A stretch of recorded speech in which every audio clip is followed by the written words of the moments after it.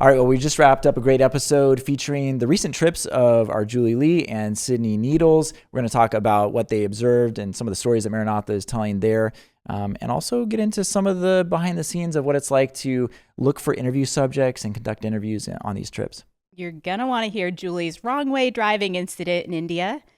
You're also going to want to hear why I think everybody should challenge Sidney to a donut eating contest. You are also going to learn why this was my last media trip and last podcast appearance, and hear my thoughts on it. Ooh, juicy. All right, we're going to get to it right now.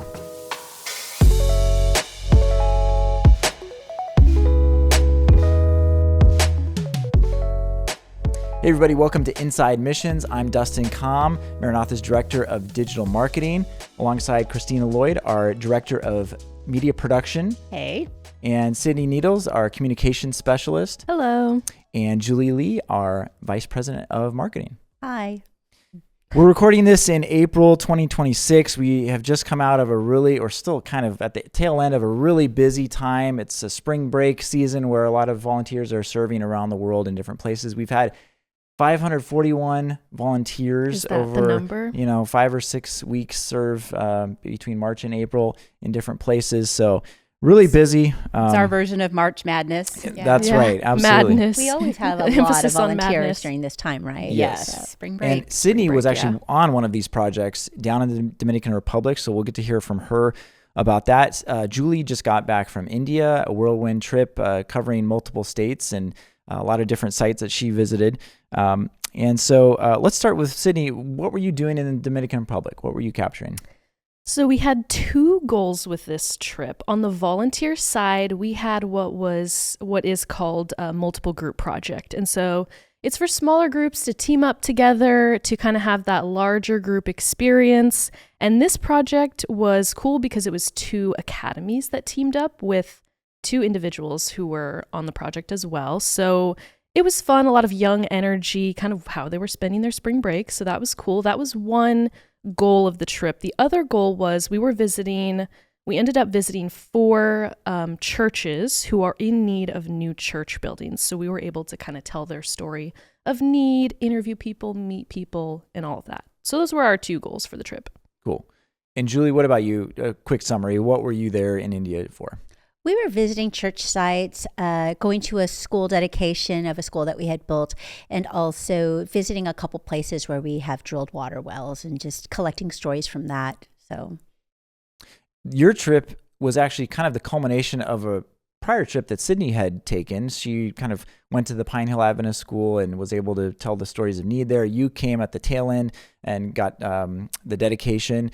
So it actually made me wonder, we do repeat visit some locations and sites that we have been to. So how does a prior visit to a location inform a second or third visit from a media collection standpoint?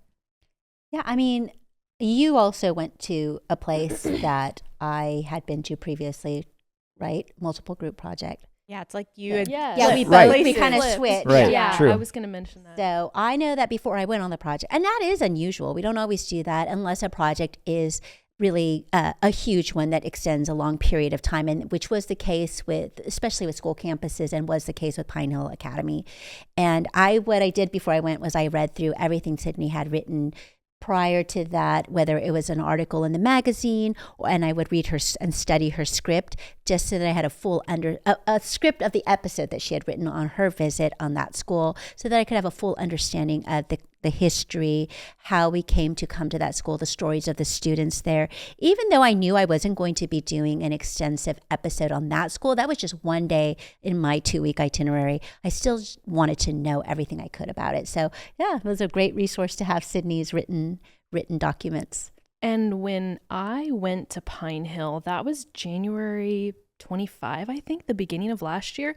And we kind of snuck in right under the wire as state regulations were kind of cracking down on foreigners being in that space. So at the time, we weren't sure if what we were collecting was going to be the only media we would get from this school. And so we kind of had that intensity on our trip, but thankfully you were able to make it again for kind of the culmination, the dedication of the finished building. So it was a nice surprise to kind of finish the story in that way, I think. And I think sometimes you can either, if there are characters that arise on a first trip and you want to kind of create, complete that circle and go and see them at the end of the project, or in your case, Julie had seen the need and you were getting to see the need. It's not done, but the volunteers interacting with the congregation and all of that. But you can kind of check in on characters in different parts of the story and see how they're developing and how things have changed for them in that time period as well. Yeah, should we mention what school or church we're talking about that I went to? So Ebenezer 2 is the congregation in the Dominican Republic. And they're unique because they are immigrants from Haiti, and it impacts their worship style is a little bit different from Dominican churches. They just stand out a little bit in their community, and they also face some prejudice because of that, and that impacts their ability to have worship places, right? Because they're renting from people, they don't have a place of their own, so they don't have a security of like, we own this, we can be here. And occasionally, I think renters and maybe some disgruntled neighbors had kicked them out or resulted in them getting kicked out of their rented place. So having all of that context for me going into this project, knowing what the church was about, watching Julie's interviews with the pastor, that kind of thing, it's such a boost, and it's so helpful going in just to have so much more information than otherwise I would have. And we were able to interview the pastor again and get footage of him like watching volunteers work, talking with them. So it's a good like check-in to his story and where he's at and kind of this hope that he has for the future of his church. Yeah, and when you were showing pictures of your trip at staff meeting, we have staff meeting every Tuesday and we do reports when we come back from our trips. I was all, oh, she saw Pastor Josue, right? Josue, yeah. And so it's kind of fun to have that connection with each other, because sometimes we're the only people that meet those characters, but you get to go back and it brings back positive memories of the conversations you had with them in the field. Hearing you guys talk about this, it makes me wonder, would it be more beneficial to send the same person so that you already have the context, or is there an added benefit actually of new eyes going into a situation and seeing the story in a maybe new, fresh way? I mean, I could argue it both ways. Yeah, same. We do whatever Christina tells us. No, I think it is nice. I mean, from a personal sense, it is nice to be able to see the end result. But then it is kind of nice to get sort of a fresh perspective on a story instead of sometimes because you've been there before, you have all of these kind of set things in your head and how things are going to go. And sometimes it's nice for somebody else to come in with fresh eyes, fresh ideas, to approach the story from a completely different angle. So I think it adds a different dimension to it sometimes. I agree. But I also agree that I agree, and I would probably lean that direction, the fresh perspective, because it can get really tiring to know how to bring a new spin to something. But I also think it's such a gift, and a beautiful gift, to be able to return to a place. Like I remember when you got to go back, Christina, to Kajiado after being the first on the ground to meet those girls at Kajiado, which is a school in Kenya that Maranatha built, and it's a school that is for girls who have run away from female genital mutilation and the ritual of child marriage. But I know that was so meaningful for you. I think from a personal sense, it is nice to be able to go back. But if you're just thinking of it purely from a technical storytelling sense, then maybe it's good to get fresh eyes. Which I would say most of the time it is a new person going back on a second trip, right? I mean, usually we're not going back to the same place individually. I don't think we generally repeat. Yeah, often. And sometimes the story's changed. And I think it depends. Like, for example, I'm about to go on a trip to Paraguay, and I'm not going, we're kind of on the tail end of that project, so I'm not going to tell stories of need, but we still need to raise money for the project. So the goal of my trip is to show the impact the churches we've already built have had on those communities. So I am going back to places that I've been before and places that you've been before. And so it's a little bit unique, but I think it just depends on the situation and where we are in a project. We are not in Paraguay for a long period of time, so it just happened that way. Julie, you recently came back from India. Let's talk about that specific trip. So we were talking about this a little bit. Traveling within India is kind of interesting because in some ways, going from state to state, the states are very different. So what is it like when you're traveling from the capital city all the way to, this arm, Mizoram, West that's Bengal, like completely Mizoram. different part of India. Culture is different. What is like traveling in India? Well, traveling in India is always a huge adventure. I mean, it's a lot of people, and I think a lot of traffic, a lot of chaos that they know how to manage. And I'm always grateful for our field staff there that take us around. I'll tell you one story that was funny. We were traffic. You just have to talk about traffic when you're talking about India, right? But we were driving at night to somewhere, I don't even remember where, and we came upon, it was like two lanes with the concrete barrier in between, or not 2 lanes, but anyway.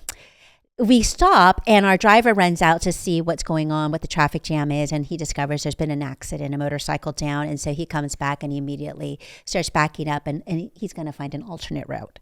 And I thought, okay, and so I kind of go back to just not paying attention where we are on the road, and we're driving on the road again. And then my camera person, Nick, who traveled with me, he just says quietly, I like to keep track of the top 10 craziest moments I have on these mission trips, and I think this would make it.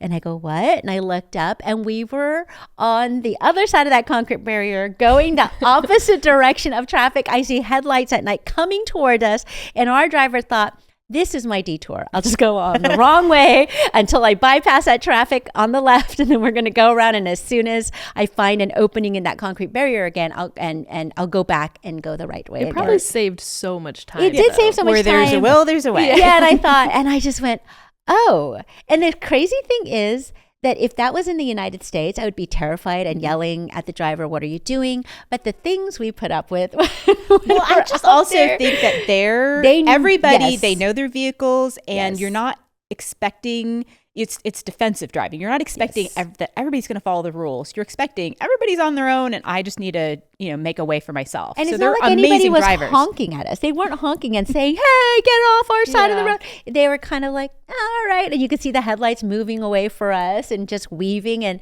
Were other cars doing that as well, or just I you don't guys? know. I mean, I didn't look around to see, but definitely we just kind of chuckled about it and thought, hey, there's an element of faith, and then there's also an element of whatever happens. And so we made it. But yes, traveling in India can be quite chaotic that way. But the place that we did go, and that Sidney referenced, that you have to have permission to enter, was the state of Mizoram. And you can't just show up there. And we had to do paperwork before we went there. And the first time I went there was a couple of years ago. And this is my second time returning. It was so interesting because it's so different from the other parts of India and the India that you picture when you hear India. And the people look different. It's in the northeast corner of India, and it's right on the border of Bhutan, right? And so There's multiple countries. Yes, Oh, yeah, multiple Myanmar, countries. Myanmar. Yeah, Myanmar, that's it, Myanmar. And so people look more like I do. And so it was interesting. As soon as I go there, and this happened last time I was there with Leo, and they just asked me, are you Mizo? Are you Mizo? And so everywhere I went, people were asking, never got are that you question. Mizo? Yes, Sidney never got that. I had no trouble having permission getting into the country. But it was, and I remember being with Leo, and that was Leo's first time to India, but that was the only place we went, to that part of the country where people look so different from what we imagine Indians to look like. But it also taught me about the diversity of this huge country, and even their faith there is a little bit different. Their dominant religion is Christianity versus Hinduism. And so the people are a little bit different, and how they approach you is different. The way they dress is a little bit different. Their food is a little bit different. But it's great to see. I would have never known that. I would have never known about that diversity of India. And even driving in those northeastern states, especially out in the country and into the mountains, it's very mountainous there. You guys had some very nice, long, bumpy drives up into these different sites, I assume. Yeah.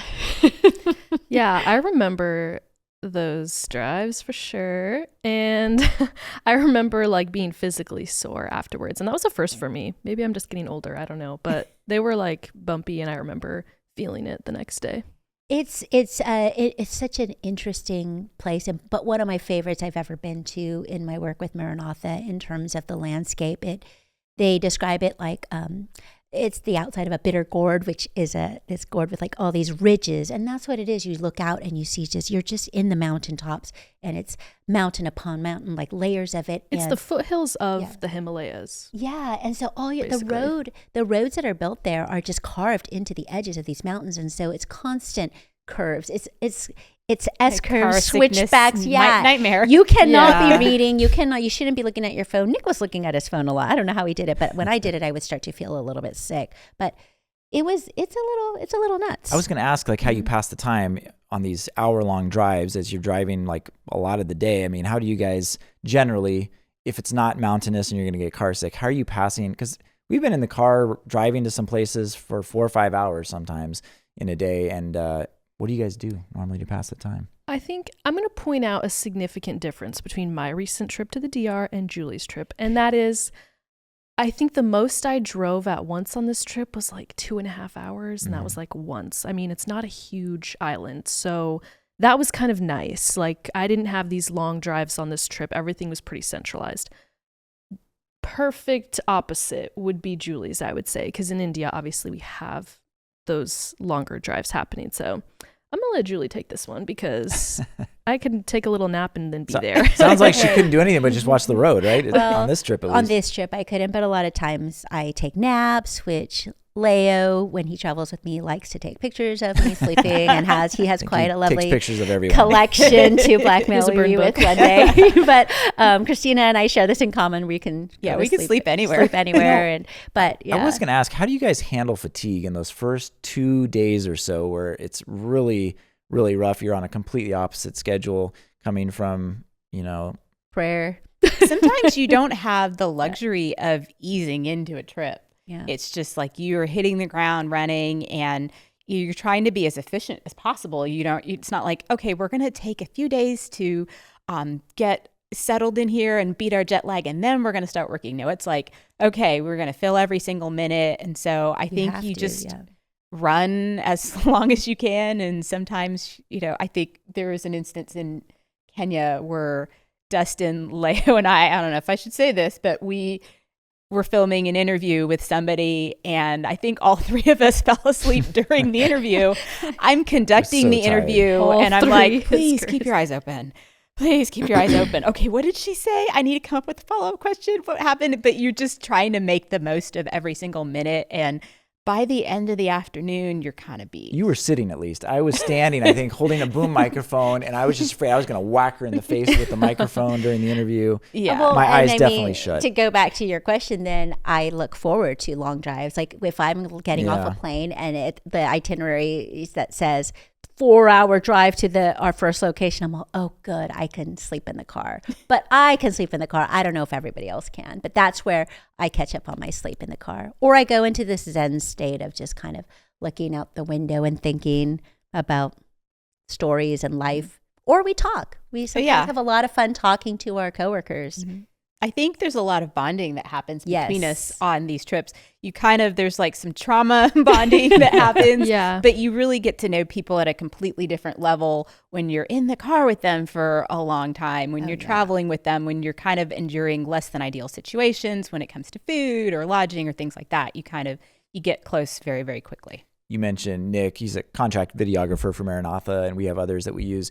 And it's an interesting relationship that you have because you get very close to them over the course of 7, 10, maybe 14 days. Mm-hmm. But like, I never see him outside of I usually see him only in other countries. Yes. Yeah. But I feel like I really know him, know his family. Never been around him or his we family. know their kids' names. We know what his family's doing back at home, and then I don't even chat with Nick on social media but it's but you become really bond, really good like friends, and you also you get to know each other's rhythms. Mm-hmm. You know that sometimes nobody wants to talk, and you better sense that in the car that you just want some downtime, and that would be a nightmare if you had somebody who didn't feel that out and didn't kept read chatting. the room. So. In your travels, either Sydney on your past trip to India or Julie on this trip, did you come across any great meals, good food Julie sent some food pictures from this last trip. I think it was just from breakfast though, but you were enjoying the savory breakfast there in India. I mean, I think out of all the places we travel, India has the best food. And we don't always have access to it, but most of the time I'm always down for some good curry and rice and naan. And their breakfasts are where I usually get the most solid meal. And I tank up because I don't know if on the road we're going to eat lunch or just a banana. And so, yeah, I love eating Indian food. And I'm trying to think if there's a specific meal that stands out to me, because I agree the food in India is so good. Like, I just love the curries, everything. I think the one that I enjoyed the most on my trip was we had just gotten off of like our long flight, and it was an airport meal at this food court, but it was warm curry and naan, and it was like the best in the Delhi I've ever airport. had. Was in the Delhi airport, the upstairs at the big. The Delhi airport. Yes. They have this Yeah, one, like it's like a fast food counter, but they have this one place that sells. How do you pronounce it? Thali. Yeah. Which is Thali. kind of like a bunch of small things, and I don't know. I had that for breakfast. It's like an Indian bento box. Yes, and I was I so didn't get that, but I wish I happy. had. But the best meal I think I had was Indian food, but it was in Kenya, and it was cooked by our country director there, Anu Kadas. yes. Shout out my Anu. goodness. Can vouch. Yes, Anu, Yes. delicious. She was giving me cooking, and as someone who doesn't cook at all, when I was in Kenya with her, she was like trying to train me like just verbally on how to cook. Like, we were in a car, not a kitchen, but she was like trying to give me pointers. I tried to remember them anew. I'm sorry. How about you guys? Sorry, go ahead. I was just going to say, one of the benefits of returning to a place that Sydney had already been is there was a highly reviewed and rated donut shop that Oh, yeah. you'd experienced. What was going on at this donut shop, Sydney? Well, I mean, donuts were going on at the donut I mean, shop. fried dough. I mean, where can you go wrong? We had, so on my trip, on the way there, we stopped for a bathroom break, which obviously expanded into a donut break. And we watched them cooking the donuts and stuff. Really cool visual process, but they actually didn't have any. I think at that point they hadn't made them yet, so we didn't get to try them. But on the way back, we did. And the whole time we were there, these donuts were like in our minds. Like, we're so ready for them on the way back. So they'd become like immortal status in our minds. We're like, oh, these donuts, they're going to be like the best thing ever on the way back. And they were really good. I ate 9. Yeah, we heard Sydney. Yeah, Christos it's like everybody told us, already Christos knows. Arfield. Yeah. No, he told us he said we're going to stop at this place that sells donuts on our way to the school, and Sydney and Leo ate so many when we got these. Which and he was nice by including Leo in that and like lumping us together, because I think together maybe ate like a dozen, but I ate 9 of the dozen. Yes, so he did that me a is true. favor by saying Sydney and Leo ate a dozen. But I was really excited, and he had mentioned it. But then I think that morning we were driving, and like I didn't know where these donuts were gonna be, and then finally I was all, "Yo, Christos, where's my donuts? Like, are we doing this?" Oh, he knows they're important. Yeah, so, He and knows we- the importance. We were able to kind How of many? pace How ourselves. many? I think we ate all the dozen, but sorry, Nick, he ate more than me, but we only ate maybe 3 at a time, and then but we would like, yeah, rest. over what We would time rest. period? Like the whole day. Yeah, like a 12-hour so- day. Yeah. My 9 was in like a 20-minute span. Oh dear. They are kind Yeah. of addictive. Yeah. So. Yeah, and they're not I a love a full-size donut. donut. Not that it matters. Like, I don't need to justify, but it wasn't a full-size donut. They're not just throwing as that small out as there. donut holes either. They're not. Yeah, they're like somewhere in between. Anyway, we can move on. on. Smaller tennis ball. You mentioned earlier, or we were talking about the jet lag and just the time zone difference. How does that affect, Julie, specifically you, keeping in touch with family, because you have kids and they have things still going on back home. I mean, how do you keep in touch with the family while you're also really not on a great time zone to be able to do that for much of the day? I mean, I think we've all talked about this before, especially Dustin and Christina, because we have kids, families at home, and it's just Christina and I especially, like, we talk about what it used to be like to travel when you didn't have technology, and it's just night and day. I remember back when I first started at Maranatha, you just really don't talk to anybody. Like, like Milbert and I were first married, my husband, and I literally just disappeared for 10 to 12 days and then come back because it was so expensive to call. You're not going to do that. Internet wasn't easily accessible. And so, but nowadays, we tried it. We do a FaceTime call, even if it's for a couple of minutes to catch up on the day. Texting and cell phone accessibility and affordability has gotten so much better. It's actually doable rather than what it used to feel like it was just exorbitant and nobody could afford that. And so, you just have to time it. India was easy. It's a simple 12 hours, 13 hours, 12 and a half, 13 hours ahead. And so just kind of catching up with them either when they're about to go to bed or when they're just waking up. And sometimes we didn't. This was a trip where I didn't get to talk to them every day because of that time difference. But I don't know, what do you guys do? It's just... For me, the DR was actually helpful because my boyfriend is in Philadelphia. And so actually when I came to the DR, we were in the same time zone for once. So I actually got closer. It was beneficial for that reason. Yeah, technology definitely has changed things. When I first started at Maranatha, you had cell phones, but they didn't have internet. And so even if you wanted to communicate with the office, I remember going to internet cafes and you log in, you buy half an hour of internet and then you check your email and oh, wow, this has changed, or we need to do this or that or the other. And so having, something in your hand, in your pocket that could enable you to communicate. We're still all communicating, even though people are out of the office, we're all still talking. We can kind of get the stories about, oh yeah, we got the donuts, or, this, that, the other. Yeah. We're able to still keep in touch, even though people... I did send a video about the donuts, making fun of Sydney when we got it. Oh, we got it. I was going to ask about that, though, because that is part of the job. We are fully focused on the stories in front of us and creating this whole story arc wherever we're at. And yet there's still also the work going on. In particular, Julie, you're our leader, you're vice president of marketing. So there's a lot of different projects that you have going on. In particular, on this trip, we were trying to get a magazine out, and you're not only having to worry about what's in front of you on this trip, but then also helping to get a magazine out. So, I mean, how do you balance that?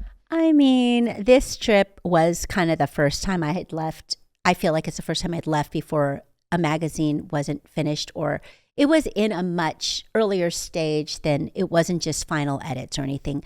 And so I did feel bad about that and nervous about it, but all at the same time, I also felt pretty secure because I have you guys who work on the magazine too, along with Heather, our graphic designer. And I tried to work on it the first night, but I had some issues with connectivity and the PDF not loading correctly. And so I did my best. But after that, I realized I just had to kind of let go, and I trusted that the team back at home would make great decisions. And I think that that's the biggest thing. If you have a team that you trust, you don't have to micromanage that process. I had 100% faith that you two and Heather were going to figure it out. And if there was an emergency, you can contact me now. I mean, and so it is a balance. I think all of us have that issue when we're out, but I think we try to preserve that space for each producer to be out there and to be able to focus solely on the work that they're doing there, and we cover for each other. And I think that's a gift, because being on the road, we may talk about having all those hours in the car, but you're exhausted. Mm-hmm. You're not in this mind frame where you're wanting to be making a ton of do writing or make really high level executive decisions. Runs out. Yeah. Right. You're exhausted. You say, I'll do that when I get back to the hotel. But all you can do is you have all these plans, brush your teeth. I'm going to have downtime. I don't have a family to take care of. I'll have an evening to I'll catch up on all of this. No, it does not happen. So I don't expect much from everybody when they're out there, except to just focus on the job, because it's an important job. I think that the team here also kind of steps in. There are things it's oh, Julie's out, can you have a second set of eyes on this? Julie would normally look at this, but it's I might look at it just to give a second set of eyes, or if I'm out, somebody else might review stuff. So I think that the team back at home is good at kind of backfilling and stepping in when somebody's out and covering things. Great. We mentioned Pine Hill Adventist Academy. You were there for the dedication. You also visited two other schools. Tell us a little bit about the Graceland School there in India. Oh, the Graceland School. That was my trip that I talked about earlier that Leo and I went on. I think it was in 2017. 16. And 2016. Oh, was it 2016? I thought it was 2000. Okay. Either way, it was a while ago, a decade. So it was interesting to be back. I mean, the school is in a different location, and to be just at the bottom of the hill, there were remnants of the old buildings that were still there that they want more help with. But it was good to be back and to see. And as soon as you step onto campus, you're kind of flooded with memories of what it looked like prior and the devastating state that it was in. I mean, that was a pretty bad school with just holes in the ground, in the walls, and rain leaking through the roof. And it can get just so much rain there. And we were there during a time when school was out of session. They had just finished, and there were just a handful of high school students there to take final exams. And that was the way at every school we went to. But what was cool was we saw these parents were there coming, like a steady stream of parents coming to Graceland to register their children for the new school season. And then they've grown. So as a result. And then the last school was the Irvine Adventist School. What are we doing there? The Irvine School, we are building new dormitories for the students there. We've already built classrooms for them, but we're building dormitories because the dormitories are in a very horrific state. For example, the girls' dormitory, they're actually living in what was formerly staff housing, and they're just kind of pushed bunk beds into different places. They built an addition to it out of, corrugated metal, and that leaks. There's dirt floors. I just saw one toilet, I think, for all those girls. And then the boys are in some old multi-purpose or classroom building that they've modified to put a bunch of bunk beds and stuff. And that is in the same state. I think they shower outside, bathe outside the building. And so we're building new dormitories for them. Their kitchen is just, you would think of it as a shed house, or like in the United States, it's just corrugated metal, some screens, and then they cook over this. It was just smoky when I went in there, and so we're building them a new kitchen and such, and so things like that. Are all of these three schools in kind of that northeastern part of India? Graceland is Pine Hill, but not Irvine. Oh, okay. Irvine is in. I can't remember. I think it's it might be west, Assam, right? Mm-hmm. Is it closer towards like central India or further I away? think so. I feel really bad that I can't answer your question. Okay. I was just curious. We'll find out. You were going to have to edit that. Yeah. Dustin's going to look it up. But I was going to ask something else about Irvine. Oh, I was just going to say that since you went, we've had volunteer group that's come and been able to build a couple. Mm-hmm. Yep, build Making some of the good structures progress. there. When we were there, speaking of just kind of the productions, when we were there, we got there in the morning and we were filming. They were all taking exams, but then we started to get some sprinkles and had to run under the tarp of the buildings that we were building. And then we were and then it started really pouring rain, and we had to run inside, and we had set up to interview the principal, and we were going to interview some other people too. We waited it out. We were looking at, forecast, kind of the radar of like, where's the rain moving towards? And we thought, oh, it's supposed to go away. But then there was this kind of pause in the rain, and Nick and I looked at each other, and we're like, should we do it now, or do we wait till it really stops? Mm-hmm. But we thought, let's just do it. Mm-hmm. And we did it, got it done. As soon as we stopped interviewing, it poured, and then the power went out too. So we couldn't even finish filming, or we did already film it, but we didn't get as much as we want filming inside the dormitories and such because it was dark. But we were literally running through the rain and trying to get to the different buildings to finish out filming some B-roll. And that's just what happens. Mm-hmm. I think that's the best approach is just, if you see it, you should get it now because you never know what's going to happen in the future. Mm-hmm. Yeah. Awesome. Well, Julie, anything else about India that you wanted to share about your travels there on this last trip? If not, we're going to transition to a rapid fire round of questions, and then we'll get into Sydney's trip to DR. Anything else?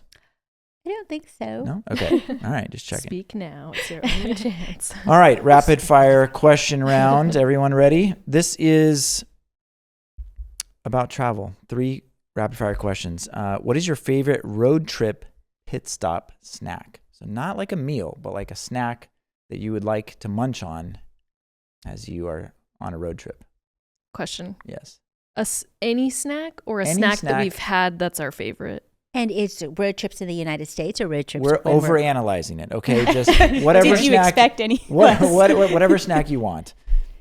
I mean, I'm just a big chips girl. Any kind of chips. I I prefer the Trader Joe's brand of the garlic chili lime rolls. They're the Oh, yeah, like spicy, the Takis, crunchy, yeah. Nice. but specifically Trader Joe's brand, not Takis. I only get this when I'm on a road trip, and it is ranch corn nuts. Oh, I love Oh, I those. love corn nuts. Those but are not, so munch on. crunchy. Yeah, not they're the very ranch crunchy. ones. Oh, no. No. Yeah, those not are the ranch best. ones. You've never had their? Well, No, I don't like it. Yeah. Okay. I like the nacho cheese corn nuts, but those are difficult to find. And the barbecue ones. I would say my snack is always got to be a Twizzler. Uh, The flavored HDMI Christina. cables. I can't believe you've admitted that on the podcast. All right. Hey, we've had sponsor this me. discussion before. Sponsor me. Favorite home cooked meal on a trip, whether it's I think we already talked about I a news know. food. yes. I okay. knew if you're I've listening. never had a news food, Oh, so I no. feel left out. Yeah. Mm. A new That's makes too bad. the best food. It's so Specifically, aloo paranthas. Oh my goodness. It's like a filled pancake Mm. sort of a thing. That Yes. sounds so It's good. delicious. I knew we miss you right now. I'm so Yes. hungry. Yes. Yeah, some of my best meals from a new for sure. All three of you anew? Yeah, I guess. Oh my okay, goodness. so- Luke, who works in Zambia, he's Indian. His wife is Indian. He's cooked for us in Sao Tome, and when he was in Sao Tome, and when we were in Zambia, and that food was pretty good too. Agreed. I also had her food Mm. in Zambia. Okay, and I also got to give a shout out to Glaucia, who is in the Dominican Republic. She makes I've good never food had too. food from I've never Glacier. had her food either. I had a home cooked meal on this trip in the DR at like the church conference office. And I drank homemade kombucha at that meal. Mm. Not really the Oh. question, but I No, wanted to no. add something. that's a little bit of a gamble, Sydney. I thought we taught And you not to do was that. the day. That was the last day of the trip. I was already sick at that point. I was You're like, like, I'm trying the kombucha. What do I have to Supposed to be lose? Yeah. a drink that's healthful, so maybe Yeah. it would help. Yeah. Yeah, it was red fruit flavored. What does that mean? I don't know. I don't know. I think she's got to go back into training. Flavor red. I guess I would say probably my favorite meals or my most just memorable meal would be eating in like different villages in Manipur, another northeast state of India, because of the thrill of it and not really eating much like Thrill. from local people. Are you talking about when you were staying in the village? Yeah. And then I heard Nick was saying that you guys ate with your hands because you wanted the true village experience. Yeah, I don't know if they had forks or anything for us. They probably didn't ask? did, but we were just like, we're gonna go for it. How did that respect go? that. Yeah, I The respect full that experience. Too. I I heard I- it makes the food taste better. Was that true? Well, it just tasted better because here's the thing: we're sitting there, it's being cooked over this fire, like we're watching the whole process. It's all these people that are so nice that we've been spending the whole day with, or maybe even a couple days, and then we look out of their house, which is like a bamboo structure. And it's like this view from the mountaintop, like just like miles and miles of, and I was just like kind of pinching myself, like I'm here on this Indian Amazing. mountaintop, and this The ambiance. really nice church member is making this whatever meal it was, which was qualified. Alice, our volunteer support there, had made sure that it was not too spicy, or at least that there was something not too spicy. For me, Nick, he's got Nick lived he in loves, India. He so. loves the spice. But anyway, so that was just very, very memorable. So, and it was really good. It was really good food. We're talking a lot about Nick in this episode. We should have him on Yeah. sometime. We should. Yeah. Well, Yes. You guys should have Nick on sometime. Agreed. Okay. And we should really rename the segment because it's never rapid fire. It's No. never Yeah, quick. sorry. But whatever. Okay. Favorite travel accessory?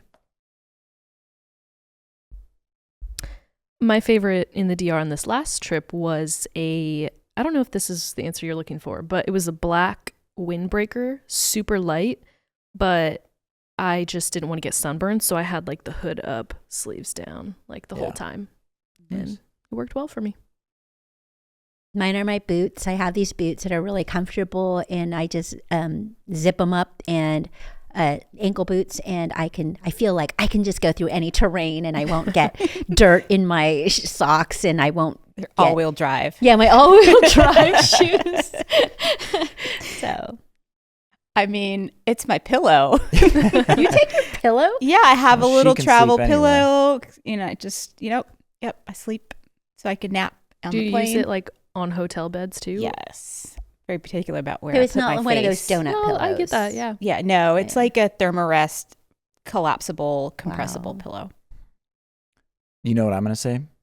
I know. Your giant blow-up airplane No. The weird Leo triangle knows what I'm pillow. going to say too. I know. This episode is sponsored by Nomadic. No. Backpacks No. for world travelers. The backpacks are actually made of tarpaulin. It's made of material that is waterproof. The zippers. No free ads. No free ads. If you don't get a sponsorship, I did a lot of Dustin- research and I found a great backpack that works wonderfully for me, but I get a lot of hate from certain people. We're embarrassed. I would like to recall back to not being in the office that long when I first came here. All of a sudden I hear this commotion, raised voices, and I'm like, oh wow, like it's happening, conflict. They're fighting about backpacks. Immediately I turn around. This is not like juicy. This is not entertaining. Like they're just fighting about backpacks. So yeah, this is a very long story. Yeah, when you travel- everybody has like really particular needs and desires out of a backpack. We don't understand Dustin's, but yeah, I'm gonna have to look at your backpack. I feel like I you need to get a should. new one, but Yeah. what do you guys use, Christina? I'm an in case girl. In case you use Nomadic. Nomadic, do you have a backpack? I use my mom's backpack that she used in college. Use your mommy's backpack. She used it in college. It's an artifact and it's surviving. My special. backpack, I had theft that happened. My backpack and my laptop were stolen out of my car, and I was more upset about the backpack than the laptop. Like the laptop, it's backed up. I get a new laptop. I'm good to go. That backpack was a big deal to lose it. I use e-bags. I don't know. I don't have to carry around all the equipment you do, but All it's right, very you know what? compact. Before You know this what? spirals into an argument about backpacks, Before I'm going this to pull us becomes a out of this. backpack episode. And we're going to close the not so rapid fire question round. Great job, everybody. When it comes to the mission of Maranatha, there is more than one way to get involved. You can jump right in with both feet by going on a mission trip. You can organize your own with Maranatha's help, or join a project that we've already organized. There are no limitations, and anyone can serve. You can choose to give by making a donation to parts of the mission that inspire you most. From projects in specific countries to programs like Water, the $10 Church, or the One Day Church, every dollar you give goes where you want to help. As a self-supporting organization, Maranatha's work relies on the generosity of all our donors to operate. Keep up to date with all the good that is taking place around the world by subscribing to our emails and our magazine. Or watch Maranatha Mission Stories, our weekly television program, and any of the hundreds of videos on our website and Maranatha Channel app. Follow us day to day on our social media accounts and watch short videos or browse photos straight from the mission field. Most importantly, you can pray. Pray for the safe travel of our team around the world, the volunteers, the donors who give so fully to those in need. Pray for wisdom as we aim to transform lives in the field and right here at home. And pray for faith, love, and support for this work, this mission, for Maranatha. Jesus, come soon. Okay, Sydney, moving towards your trip to the Dominican Republic, I'm curious, you've been working for Maranatha for a few years now, and how has your preparation for going on a media trip changed? And was there anything new in your preparation for this trip when you're going to be working with a volunteer group and also going to tell some stories of needs at different churches? How did your preparation go on this trip? I think with each trip that I've gone on, I try to just improve on the last one and try to make it a little bit better, a little bit more seamless. On trips where it's common for random things to happen all the time, that can be a little bit difficult. But for this trip, I really, really tried to nail down the details, like what time is breakfast served at the hotel? are we going to be able to have breakfast there before we leave? Like really like getting into the nitty gritty to try to make it the smoothest experience possible. And it's tough because like sometimes that pays off and sometimes you do that and sometimes it still doesn't pay off because crazy things happen. How does it pay off? Why is it beneficial? It pays off because I think part of it is the fewer questions that I have to think about throughout the day, the more free my brain is to think about other questions that I need to be thinking about. So if I've already mapped out like where we're going to eat, that's just not something I need to worry about. Our driver already has the location. I'm like, lunchtime, okay, he's going. And I can just think about like writing interview questions or something like that. So any little like logistics thing that you can like clear off of your plate as soon as possible, I would say that's definitely helpful to my stress levels on the trip and also just making sure that we can get everything possible. And we only have a certain amount of time, especially some of these sites we're only at for like half a day. So being as efficient as we can be with our time is paramount. It's important. Yeah. Do you think that our stories actually get better when we have more details ahead of time? You mentioned that sometimes we don't really know what's going to happen before we get to a site. We've tried, but we just aren't able to get all the details. Sometimes it works out, but how does having more details about either the characters or the situation, the context of a site that we're going to visit help actually make a better story? Or does it not? I think that, so like you kind of mentioned, when you get to a site, we have kind of this routine that we do, and what I try to do is start to figure out who my main characters are in the story, like find out about them, ask them questions about themselves. If you can have kind of some quick list of details about people going into that site visit and be like, okay, here's this name. Where's Maria? Can I talk to you now? It just kind of streamlines the process. And so that's definitely helpful. What was your question? It was just like, is it beneficial? Does it those make a better details story? Beforehand? So yeah, does it make a better story? That's an interesting way to phrase the question because I've had trips where like things go wrong. I forgot to plan for something, but we get to this site and it's like one of the most beautiful stories I've seen, you know? So sometimes it doesn't always correlate to like the amount of preparation to the best story you get. I think there's certain things that you just will never be able to know, but I think knowing helps. But I think if you get to a site and you think you know who the main character is, you still have to kind of have this sense about you to be not so focused on something based on the information you were given that you miss out on something else. That's true. That it would be a great story, but just you were so focused on the information you were given and that one person that you missed out on this better thing. You might lock into something and so not bother to explore. Exactly. So I think you kind of have to do both. It's like, okay, I'm going to explore with the information I was given, but then also kind of in the periphery, like what else is going on? Do I see another person? Do I see another character? Is there something else happening here? Because I think we've had things that have happened that are totally not planned that end up way better story-wise than the things that we had planned. And if we had just stuck to the plan, we would have totally missed out. On the other hand, you show up, and I did this on this trip. I got research on the different church and school sites we were going to, but I didn't ask for details on the water sites we were going to. And when I got there, I found out that all of the water sites were sites that we had, they were all submersible pumps. They had already drilled them. There was nothing to show. It was literally a pipe in the ground, which is amazing because the water that we were providing is going to be life-changing for these communities, particularly in the mountainous areas that we were at. But from a visual perspective, it's almost impossible to figure out how to make that visually interesting. As opposed to like a hand pump, these were just going to be, it was literally just a pipe and we're probably going to put a box over it. Yeah, exactly. Yeah. And they've already done the Electric work. It's not pump. like we were observing. And and this is why you don't work on assumptions. And I always say this to my kids too, but I should have researched that a little bit more and asked. I just thought it was taken care of because you're working with a veteran team, but I wasn't being specific about that, and I had never encountered the submersible well situation.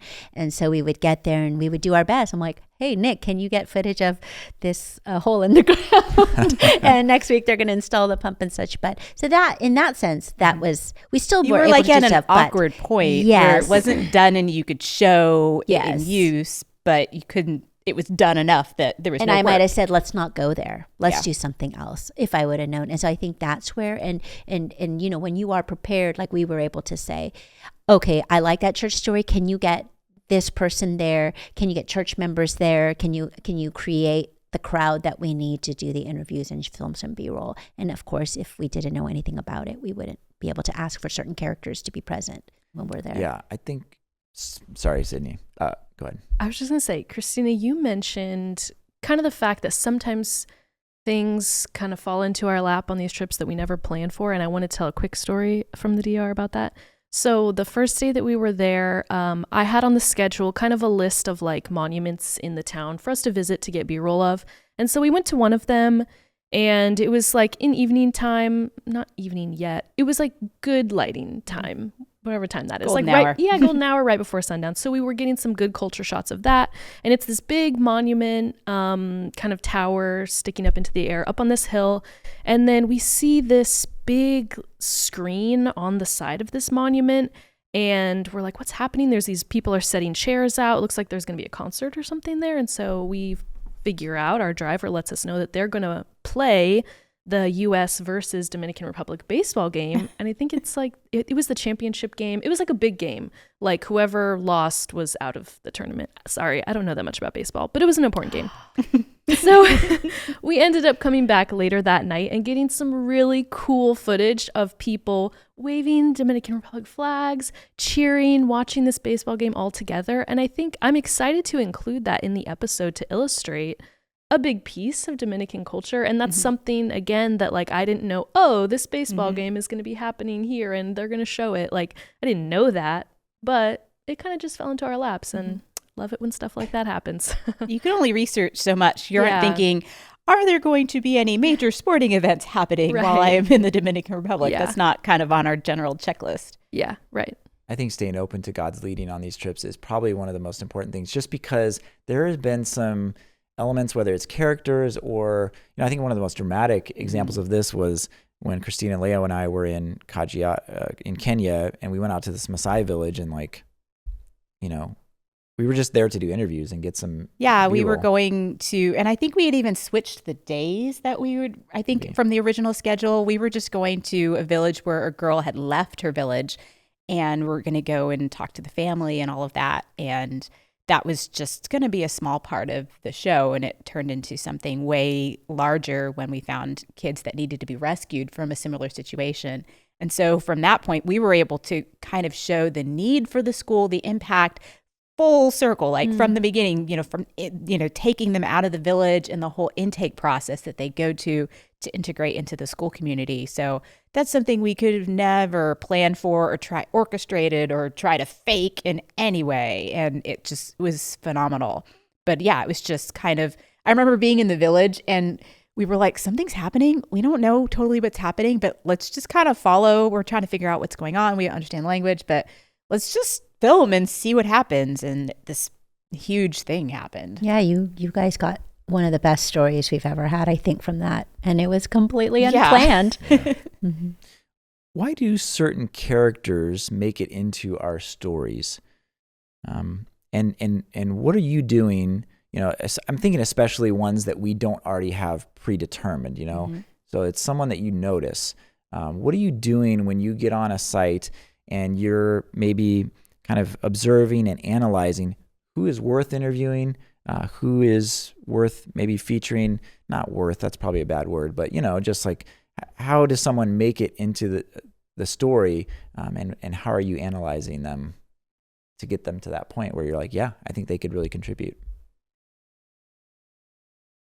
I mean, the first thing I do when I get to a site is my video, like especially particularly this trip, my videographer would go off and start filming B-roll. getting drone shots, getting village context shots, church shots, and then I would immediately go in with our field staff and a translator to start talking to the main point person at that site to learn about kind of the history. And you can learn a lot just by watching them give you that background information. So then I'm watching for so it's hard because they're talking in another language, but you can see how animated are they? How much detail are they giving? Are they giving too much detail? Because that's kind of bad for TV sometimes. And just kind of watching all aspects of them. How do they carry themselves? How would they appear on camera? I mean, it is a visual medium.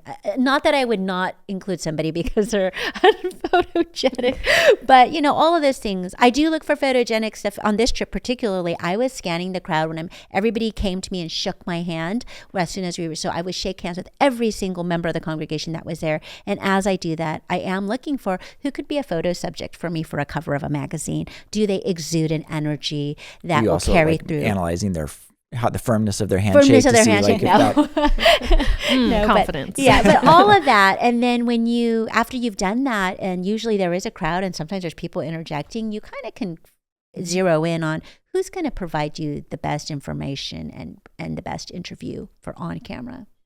Sometimes I look for who just looks joyful, who is, and maybe even has a little bit of a sense of humor, because those people are generally going to be open to, if they're willing to laugh, with a stranger, they're probably willing to open up a little bit. I think also reveal themselves sometimes. The church busybody, I would also think, the lady that's like buzzing around, making sure that everybody, has got what they need and is kind of very active and involved in the life of a church.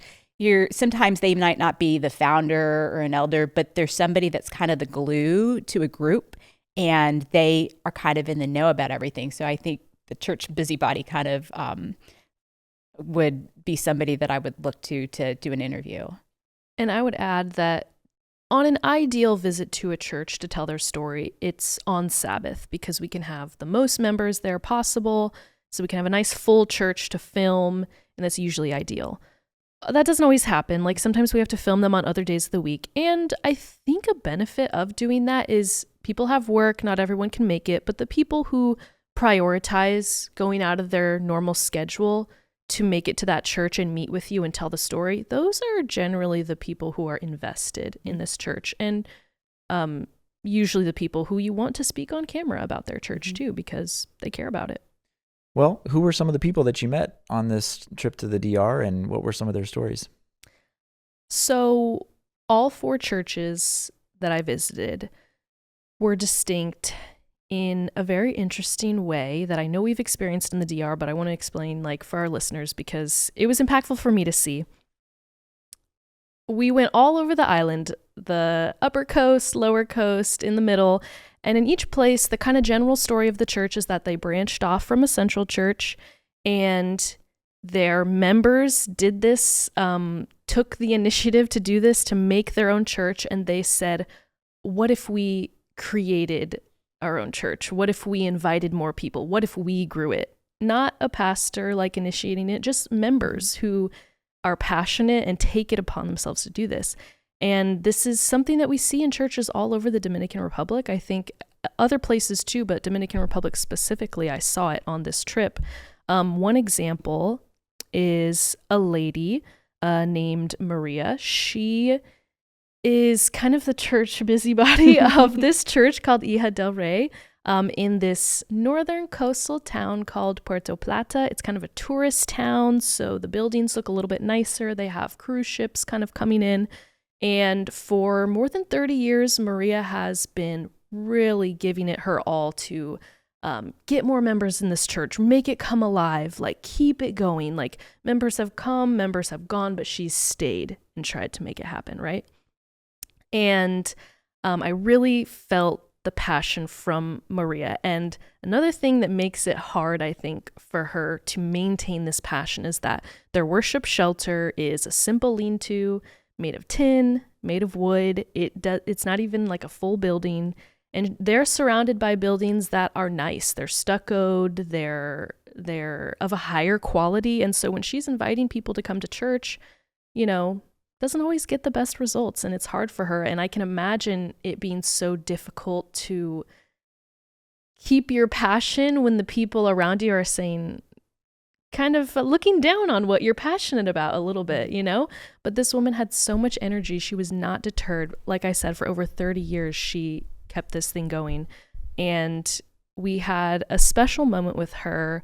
We needed more B-roll at the site. And so we're like, okay, let's take her back to the concrete slab that Maranatha has poured on their property just to get some shots of her like looking at it. I know it doesn't seem like a very interesting shot, but if we're playing an interview of her talking about what it feels like to see the slab, we can show B-roll of her looking at the slab. And sometimes I feel a little bit awkward asking people to do things or reenact things. Like, I don't want them to feel posed. Like, I don't want them to feel like we're interfering too much. And so I'm like, okay, like, you know, can you do this, blah, blah, blah. And her reaction to seeing this slab was just 100% genuine. She starts crying. She starts praying thanks to God while looking at this slab, and the camera's rolling. We're getting it, but it almost feels like the emphasis is off the camera and on to her, because for her, this is just her true reaction to finally getting a church building after so long of maintaining her personal passion for this church. And it really, seeing that impacted me strongly, because I think whenever you meet people who have a passion and who have things in their life that are important to them, I think that's so beautiful. And I felt like being a part of answering her prayers for a new church building was such an honor for me in the small part that I played in it. But that's just one example of the type of passion we're seeing from these people who are just so motivated to create churches and grow them. I know. Can you imagine, like when you're talking, I'm thinking about what you said, 30 years she's been doing this kind of on her own. And that those are very similar stories we hear everywhere. People who are just motivated to keep it going. And I think about little groups that I've started at home. And after 6 months, you're like, oh, people aren't coming anymore. We might as well quit this. Mm-hmm. And I don't think I have anything that parallels that level of commitment and faith to something that I'm sure ebbed and flowed with interest from people. I mean, how quickly would we give up? Mm-hmm. And yet they don't. And it's, I mean, really just listening to you talk reminds me again, and I know we've talked about this in previous podcasts, but just seeing that level of dedication to something that you truly believe can change people's lives and has changed your own. I think that informs a lot of how I think I see the world now, you know, and how we move through the world. And you just can't help, if you've worked in an organization like this for this long, like you better be impacted by it, or what are you doing? But I do think a lot about those people we meet. Mm-hmm. And I think it's a huge responsibility to like they're opening up and they're sharing with you and they're being vulnerable with you. So I feel like we carry this big responsibility in telling that story and carrying that story forward to people that can help change their lives. So I think that then weighs heavy on me. It's like, oh, I have this responsibility to get it right. Oh yeah. After my interview with her, she hands me a piece of paper, a notebook paper, and on it is a list of names, and it's like full of names. And she tells me, this is a list of people who have helped me at some point in time get this church going, and these people have since passed away.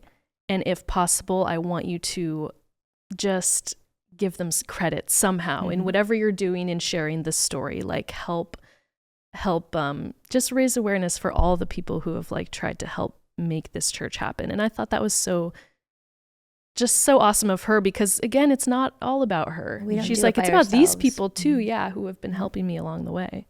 That's so interesting, because I remember when I was interviewing people, even in India, in some of these villages that had been in existence since maybe the 70s. And when they tell their stories, and I don't know if you noticed this too, they do mention kind of, well, this church was started by so-and-so in 1977. And then this person and first and last lineage. Name. Yes, lineage. Yeah. And I admit, as a producer who's trying to get to the meat of the story, I'm thinking, I'm not going to use this. Like, I don't need to know this much detail. But yeah, like you just said right now, it makes me think about they're sharing the credit, they're sharing the lineage and the history of all the people it took to get to where they the are. story of the church is the people, like truly, even more so than the building that we're building. It's the people who have made it happen. We're just trying to keep up with the blocks that we lay. Yeah, and it's beautiful that she wants them to be remembered. So Especially when it's been 30 years or more, you're talking about like multiple generations of people that have been a part of this movement that have, sustained the church, and for there to be actual physical progress you're seeing in her situation with a foundation, it was, I'm sure, like just very emotional. So for the multiple group project, obviously a lot of teenagers on that project, like I mentioned. That church has been waiting for a building, I think for close to 20 years, they said, and there were like 16 to 18-year-olds on this project. And so for those volunteers to be like, wow, these people have wanted this church longer than I've been alive. Yeah. A lot of them mentioned that in their interview. That really resounded with them, resonated. Yeah. You mentioned these volunteers. We're also trying to, when you're on a trip like this, you're trying to not only interview church members about the needs to build churches, but also you're on a volunteer project. So how are you, same question as before, like how are you building rapport? How are you getting to know volunteers as you're getting ready to hopefully interview some of them? Yeah. I think there's several strategies to use. I think like the overarching strategy though is to just be friendly. And it's so interesting too with high schoolers. Like, I don't know why I always feel like the out of place person trying to like, hey kids, like, hey, like what's up? Yeah, like I don't know why is it so intimidating to like join high schoolers at a table while they're eating to try to like learn more about them. Scary. Yeah, they're a little bit so scary. Easy to say the wrong thing, use the wrong lingo. Yeah, they're a little scary, but actually the teenagers on this project don't deserve that because they were all so friendly and so nice. And actually having them come up to me and be like, hey, what's your name? Why are you here? I was like, oh wow, this is gonna be great. We're gonna get along just fine. So yeah, just being friendly while someone's working. Hey, why'd you decide to join this project? Or while they're eating, or just any little detail that you can get about them. Before this project, I had sent emails to some of the sponsors who were going to be there asking like, hey, can you think of anybody who might have a personal connection to this work or might be impacted in a specific way? And so I kind of got them thinking ahead of the project too, which I think helped, and then touched base with them throughout the project. Another thing that helped was what you asked me to do, filming little vertical video clips of them, asking them different questions about like why they're there and stuff. I found at least one person who I decided to interview because of one of her answers in that video. So yeah. There are a lot of different ways. A not weird mechanism that people understand, okay, this is just for social media, but it gives you a little bit of insight. But I'm listening. Yeah. Yeah. So how does more time with an interview subject, whether it's a volunteer or whether it's a church member that we're going to interview, how does more time with those people actually make it a better interview? What are the tangible ways that you notice, like maybe their answers or what they're saying improve because of more time? And sometimes we just don't have time, a lot of time with people if we're only there at the site for half a day. But if we are able to spend more time, how does that actually manifest itself in an interview?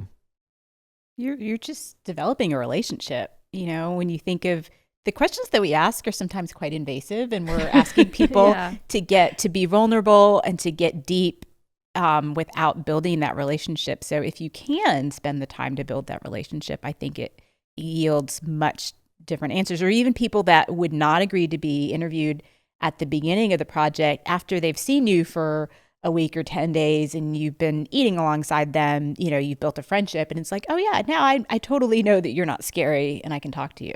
But we don't always have that luxury. And I think if they know that you resonate with something about their experience, or if you've shared the same experience, if it's like a volunteer project, they know that they can trust you because they can say what they're feeling or what they've experienced, and they know that you're not going to judge them or that you agree with them. And that is just, I guess if you don't do a lot of interviews, it's probably a comforting thing. It's the trust that you said, the trust word. It's you're building that trust, building that connection so that they can open up to you. Being vulnerable is scary for a lot of people, but then being vulnerable on camera, that's even more scary. And so I think volunteer projects can be a little bit tricky. You almost have to spend the first half of the project getting to know people. And yet at the same time, you're panicking because you don't know if you have a story.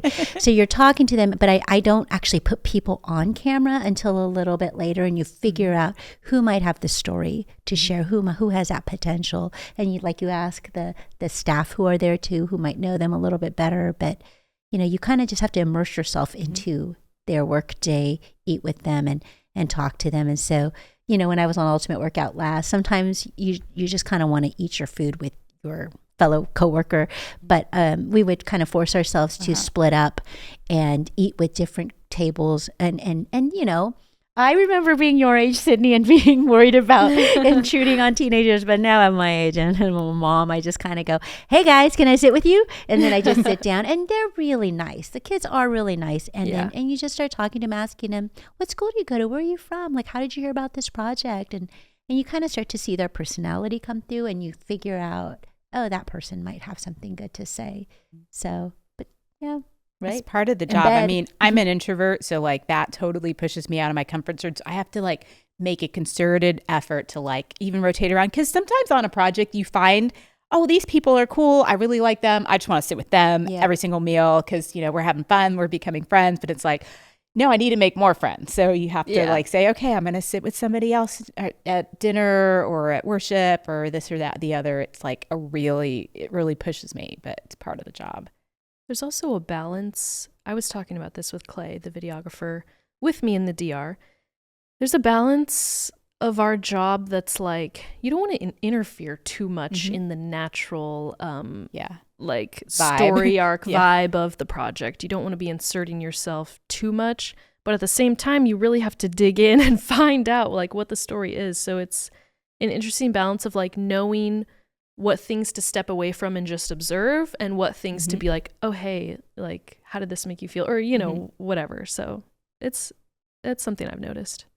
And when you're seeing people maybe in vulnerable moments, knowing what's that line, because I know we had a situation on Ultimate Workout where some kids had noticed kids that had come to the medical clinic or VBS that had no shoes, and they immediately took up a collection and went and bought shoes for the kids. And so we followed the whole process. We went and shopping with them, bought the shoes, and the girl was just breaking down after giving the shoes, washing the kids' feet. And it's okay, is now the right moment? Do you capture it when they're in that vulnerable moment, or do you hope that they can, harken back on that? And sometimes it's a hard call to know, am I being intrusive, or is this the right moment to capture what's going on? And I'm never going to be able to capture this emotion again. So it's tricky, and you're not always going to get it right, but we're not a reality show that's there to exploit on the on the most vulnerable moments, but at the same time,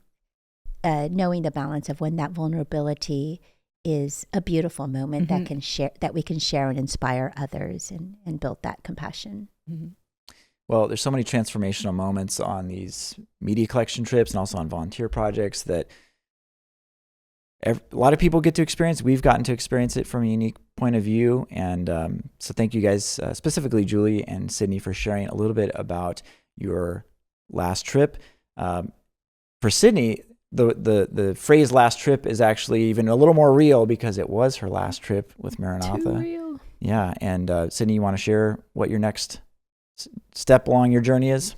Sure. So I'm leaving Maranatha. I'm going to pursue law school afterwards this fall.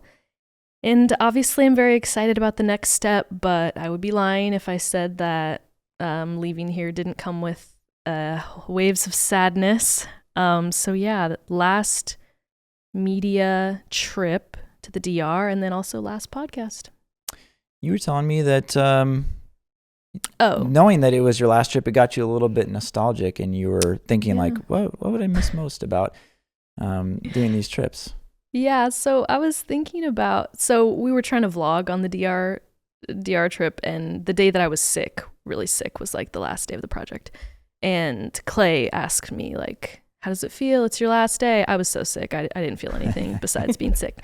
But after thinking about it some more, I think, well, I want to hear you guys' answer first. If you were to go on your last project, what's something that you think you would miss the most about media trips specifically?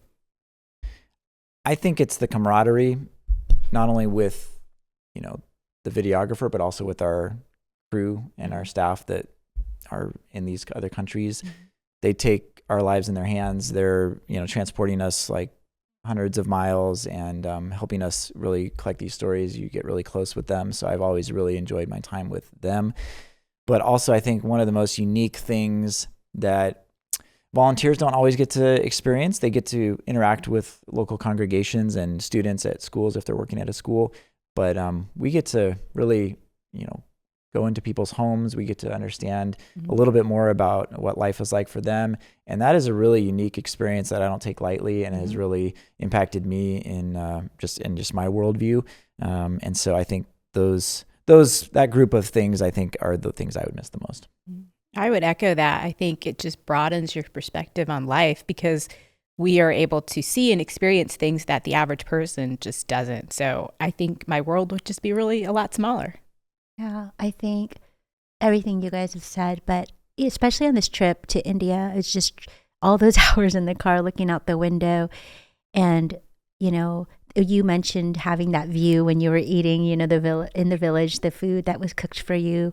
And just that, I think everything you said, but what I would miss most is the awe.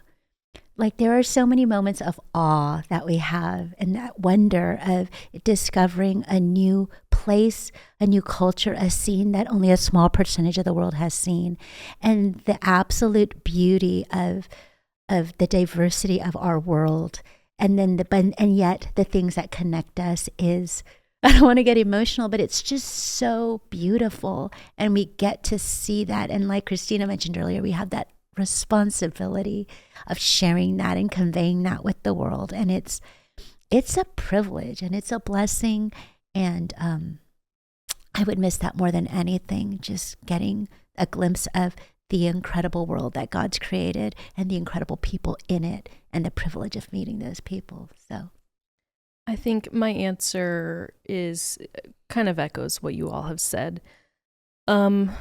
What I will miss the most is probably not the travel aspects because like I plan to travel again in the future. I plan for that to be a part of my life. I want to, you know, see the world forever if I can.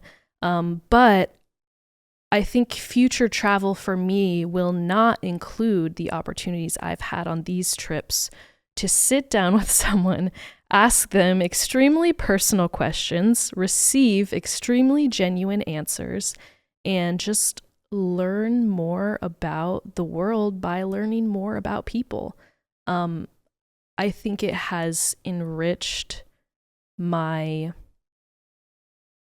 sense of reality. I don't know if that's too vague to explain or if that even makes sense, but truly, like, understanding life is understanding the people who are living with us, and the opportunity to learn more about people so different from me has been my favorite part and what I will miss the most. Well, we're going to give Sidney the last word. Oh. With that, we will conclude. I've already given the last word. Our episode. Thank you, everyone, for sharing. Thank you, Sidney, for all that you've done for Maranatha. And thank you for listening to this Peek Inside Missions. You can learn more about the work of Maranatha Volunteers International at maranatha.org. And we'd love for you to get involved by making a donation or even by coming on a volunteer project. And you can support either way by visiting maranatha.org. See you next time.